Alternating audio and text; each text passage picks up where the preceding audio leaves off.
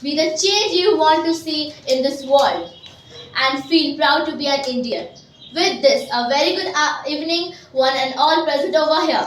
This is Priya from Standard 7 going to present some few lines about Republic Day. As we all know that Republic Day is celebrated on 26 January and it is the national festival of India.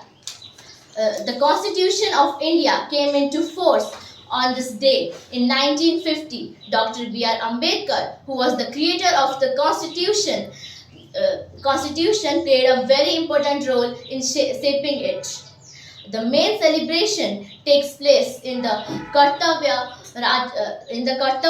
New Delhi, where President of our India hosts flag and parade is organized by the Indian Force. This day we also celebrate this day as a this day is also celebrated to give tribute to our great freedom fighters. Republic Day inspires us